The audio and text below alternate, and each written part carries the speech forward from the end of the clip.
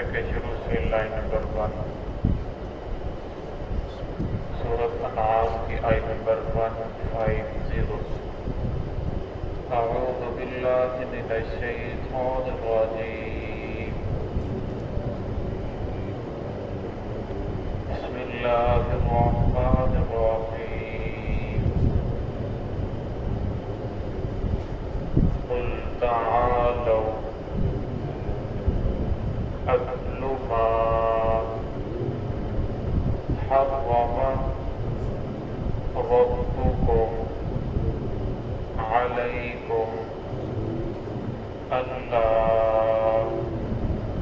تشركوا به شيئا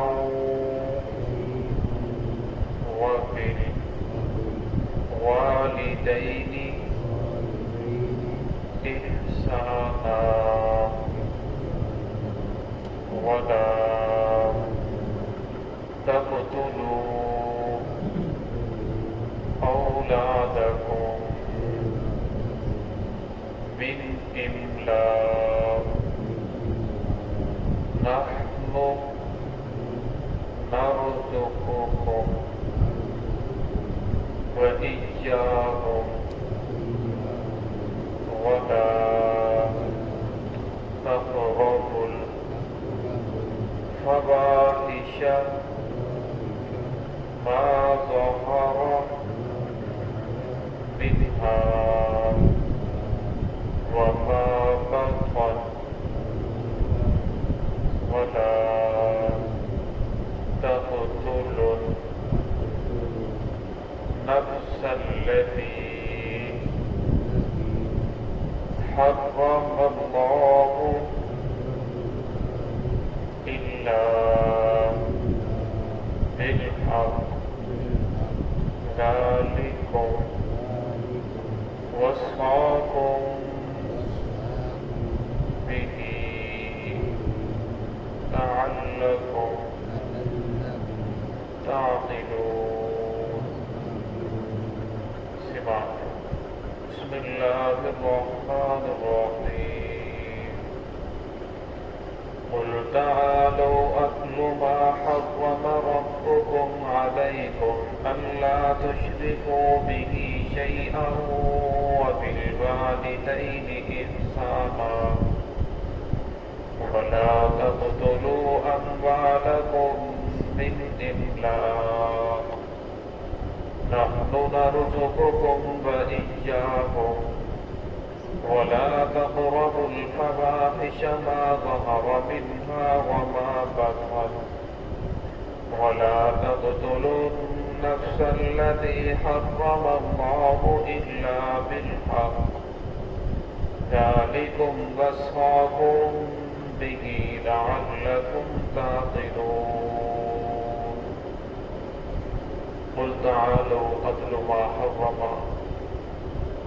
کہہ دیجیے آؤ میں تلاوت کرتا ہوں، میں پڑھتا ہوں، ما حرم ربکم، جو چیزیں تمہارے رب نے علیکم تم پر حرام کی ہیں، اللہ تشرکوا بہ شیئا، کہ تم شرک نہ کرو اس کے ساتھ کسی چیز کو، کسی اور کو شریک نہ کرو، وبالوالدین احسانا، والدین کے ساتھ اچھا سلوک کرو، ولا تقتلوا اولادکم من املاق، نہ قتل کرو اپنی اولادوں کو من املاق، فقر کے ڈر سے، نحن نرزقکم، ہم تمہیں بھی رزق دیتے ہیں، وإیاہم، اور انہیں بھی رزق دیتے ہیں، ولا تقربوا الفواحش، اور فحاشی کے برائی کے قریب بھی نہ جاؤ، ما ظہر منہا، وہ جو ظاہر ہو، وما بطن، اور جو بات چھپی ہوئی ہو، ولا تقتلوا النفس التي حرم اللہ، اور نہ قتل کرو کسی نفس کو، کسی انسان کو، وہ جس کا قتل اللہ رب العزت نے حرام قرار دیا ہے، الا بالحق، مگر حق کے ساتھ،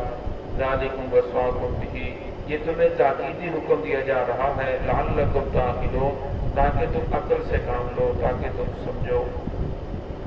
گزشتہ آیات کے اندر آپ نے پڑھا کہ کفار مکہ کچھ چیزوں کو نے اپنے طور پر حرام کر رکھا تھا اور کچھ چیزوں کو وہ اپنے طور پر حلال کر رکھا تھا، تو اللہ رب العزت نے فرمایا کہ جن چیزوں کو تم نے حرام قرار دیا ہے ٹھہرایا ہے وہ تو حرام نہیں ہے، لیکن جو چیزیں اللہ رب العزت نے حرام قرار دی ہیں وہ آپ صلی اللہ علیہ وسلم نے فرمایا کہ میں تم پر تلاوت کرتا ہوں، تمہیں پڑھ کر سناتا ہوں۔ اللہ رب العزت نے فرمایا قل تعالوا آؤ، میں تمہیں تلاوت کرتا ہوں، پڑھتا ہوں، تمہیں سناتا ہوں۔ اللہ رب العزت نے تم پر کیا حرام قرار دیا ہے؟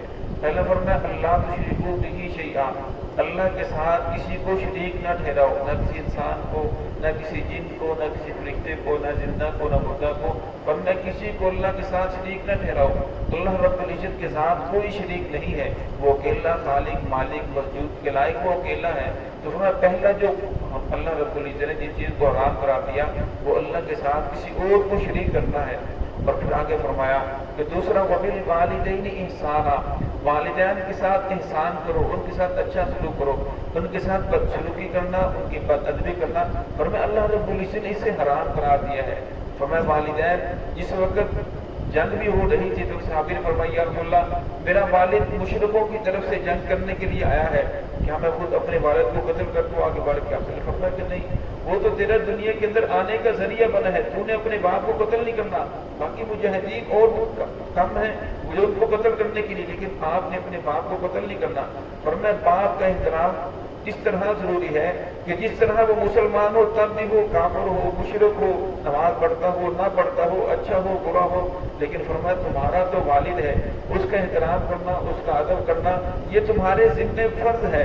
اور فرمایا جس طرح نماز پڑھنا فرض ہے اس طرح والدین کی اطاعت کرنا بھی فرض ہے۔ کچھ چیزیں ایسی ہیں جنہیں صرف دیکھنا عبادت ہے، بیت اللہ ہے اسے دیکھتے رہنا عبادت ہے، والدین کی صرف چہرے کو دیکھنا ہی عبادت ہے۔ حدیث پاک کے اندر آتا ہے کہ جو ایک مرتبہ اپنے والدین کو محبت کی نظر سے دیکھتا ہے اللہ رب العزت اس انسان کو مقبول حج کا ثواب عطا فرماتے ہیں۔ تو صحابہ نے پوچھا یا رسول اللہ اگر کوئی انسان 100 مرتبہ دن میں 100 مرتبہ دیکھے، فرمایا اللہ رب العزت انسان کو 100 حج عمرے کا ثواب عطا فرماتے ہیں۔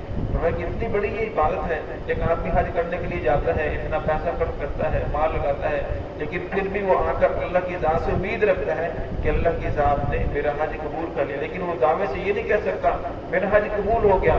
لیکن فرمایا جو والدین کی صرف محبت کی نظر سے دیکھتا ہے کہ یہ میرا والد ہے، یہ میری والدہ ہے، فرمایا اللہ رب العزت اس انسان کو مقبول حج کا ثواب عطا فرماتے ہیں۔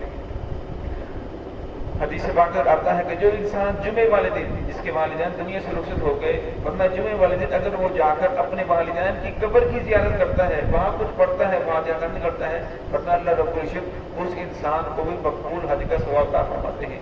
تو ورنہ اگر انسان دنیا کے اندر والدین کی قدر نہیں کر سکا، والدین دنیا سے چلے گئے، ہمیں پھر چاہیے کہ والدین کے جو جاننے والے ہیں، جو ان کے عزت قربا ہیں، چایا ہے، چچا تایا ہے، فرمایا ان کے ساتھ اچھا سلوک کرے، پھوپھیوں کے ساتھ اچھا سلوک کرے، فرمایا اس سے بھی والدین کی روح خوش ہوگی اور فرمایا پھر اس سے دعائیں نکلیں گی۔ فرمایا والدین دنیا سے چلے جاتے ہیں لیکن انہوں نے جو اپنی اولاد کے لیے دعائیں کی ہوتی ہیں، فرمایا وہ اس کا ثمرات انسان کو ملتا ہے، لیکن شرط یہ ہے کہ اولاد فرما بردار ہو، نیکی کے رستے پر آنے والی ہو۔ تو یہاں اللہ رب نے فرمایا کہ اللہ رب العزت نے والدین کی نافرمانی کو حرام قرار دیا ہے، جس طرح شراب پینا حرام ہے، خنزیر کھانا حرام ہے، اس طرح والدین کی نافرمانی کرنا بھی حرام ہے۔ وَلَا تَقْتُلُوا أَوْلَادَكُم مِّنْ إِمْلَاقٍ، اور فرمایا نہ قتل کرو اپنی اولادوں کو من املاق، فقر کے ڈر سے۔ فرمایا عرب کے اندر کچھ لوگ اپنے بچوں کو قتل کر دیتے تھے، بیٹیوں کو زندہ درگور کر دیتے تھے، اس کی ایک وجہ تو یہ تھی کہ کل کوئی انسان سہرا باندھ کر ہمارے گھر کے اندر آ جائے، اس وجہ سے وہ اس کو سمجھتے تھے کہ اپنی بیٹی کسی کو دینا اسے زندہ ہی قتل کر دیتے تھے، بچپنے کے اندر مار دیتے تھے۔ دوسرا اس وجہ سے کل یہ بڑی ہوگی، اسے جہیز دینا پڑے گا، گھر سے سب کچھ دینا پڑے گا، یہ تو کما کر تو نہیں لائے گی، ہمیں کچھ نہیں دے گی، اس وجہ سے بچیوں کو قتل کر دیتے تھے۔ اور اپنے جو بت تھے جنہیں معبود سمجھتے تھے ان کے نام پر بچوں کو ذبح کر دیتے تھے۔ تو اللہ رب العزت نے اس سے منع فرمایا، فرمایا ایسا نہ کرو، نحن نرزقکم، فرمایا وہ ذات جو تمہیں رزق دے رہی ہے وإیاہم، وہ انہیں بھی رزق دے گی۔ فرمایا خود کیوں نہیں کچھ خودکشی کر لیتے کہ فرمایا تمہیں بھی اللہ رزق دے رہا ہے۔ فرمایا جو انسان دنیا کے اندر آیا ہے رزق کا ذمہ اللہ رب العزت نے اپنے ذمہ لے لیا ہے۔ ایک اللہ والے کے بارے میں آتا ہے کہ لوگ اس کے پاس جمع ہو کر گئے کہ حضرت دعا فرمائیں، دم بہت زیادہ مہنگی ہو چکی ہے۔ وہ مسکرائے، کہنے لگے کہ ہمیں تو کوئی پریشانی نہیں، اگر ایک دانہ 1000 کا بھی ہو جائے تو ہمیں تو کوئی پریشانی نہیں۔ वरना वो लोग बड़े परेशान हो गए, ये कैसी बात कर रहे हैं। वो कहने लगे कि रिज़्क़ का वादा अल्लाह रब्बुल इज़्ज़त ने रखा है, वमा मिन दाब्बतिन फिल अर्ज़ इल्ला अलल्लाहि रिज़्क़ुहा। जो इंसान दुनिया के अंदर आया है, फरमाया उसकी रिज़्क़ की जिम्मेदारी अल्लाह रब्बुल इज़्ज़त के ज़िम्मे है। और फरमाया हमारे जो काम ज़िम्मे है, फरमाया वमा खलक़तुल जिन्ना वल इंसा इल्ला लियअबुदून, हमारा काम इबादत करना है, हम अपने काम करते रहे, अल्लाह रब्बुल इज़्ज़त अपना काम करता रहेगा। तो इसलिए फरमाया रिज़्क़ के बारे में इंसान को परेशान नहीं होना चाहिए। वला तक़रबुल फ़वाहिश मा ज़हरा मिन्हा, और फरमाया फहाशी के करीब न जाओ, बुराई के करीब न जाओ, मा ज़हरा मिन्हा, जो ज़ाहिरी हो, वमा बतन, जो छुपी हुई हो। फरमाया हर तरह के गुनाह से, फहाशी से। एक होता है किसी को कहना कि इस काम के ये काम नहीं करना, फरमाया ये भी हुक्म है, लेकिन फरमाया इस काम के करीब भी न फटकना। यहाँ ताकीद के साथ कहा जा रहा है कि फहाशी के करीब भी न जाओ। पहले दौर में अगर कोई इंसान कोई बेहयाई फहाशी करना देखना चाहता था तो उसे सहमे में जाना पड़ता था, फिर देखता था मेरा कोई पड़ोसी तो नहीं देखने वाला, मेरा कोई अजीज तो नहीं देखने वाला।